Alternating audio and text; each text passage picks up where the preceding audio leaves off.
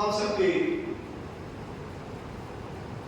Senior गुरुजी, हमारे बड़े और छोटे भाई एवं बहनों, आज 14 सितंबर का दिन हिंदी दिवस के रूप में मनाया जाता है।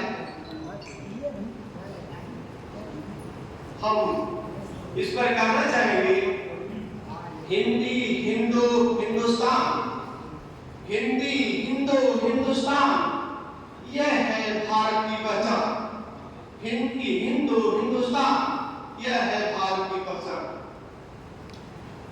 यह हिंदी सिंधु नदी के सिंध से हिंद से हिंदू, हिंदू से हिंदी, ऐसा माना जाता है।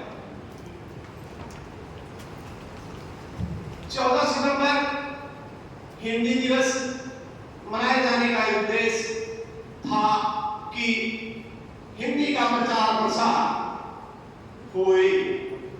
इसके लिए संविधान सभा ने 14 सितंबर 1949 को इसको लागू किया, लेकिन कुछ लोगों ने इसे स्वीकारने से मना कर दिया।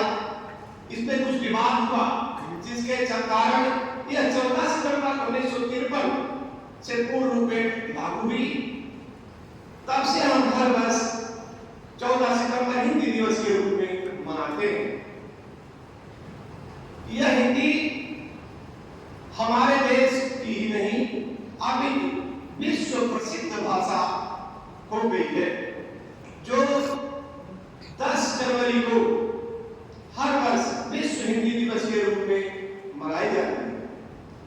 यह हिंदी संपूर्ण विश्व में सर्वाधिक बोली जाने वाली भाषाओं में तृतीय स्थान को प्राप्त किया है। इस हिंदी के प्रचार प्रसार में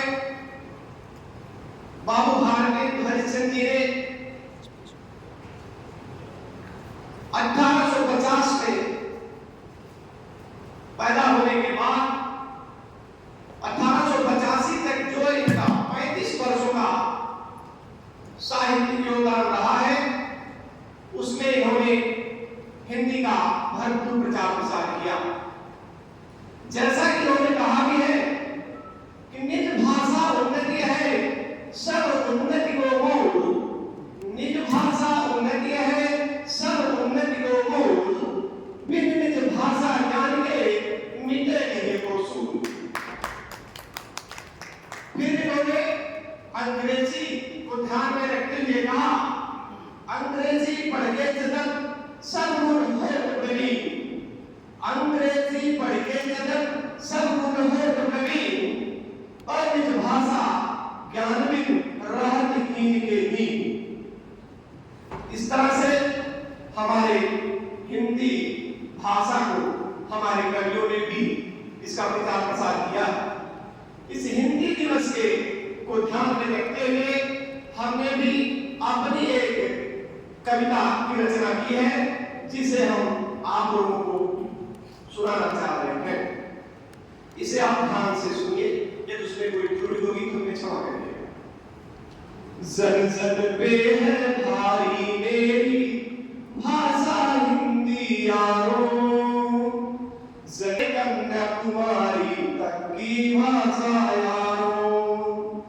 जन जन पे है भारी मेरी भाषा हिंदी यारों, कश्मीर से कन्याकुमारी तक की भाषा यारों। अंग्रेजों ने इंग्लिश थोपी, औरों ने कुछ और। अंग्रेजों ने इंग्लिश थोपी, औरों ने कुछ और।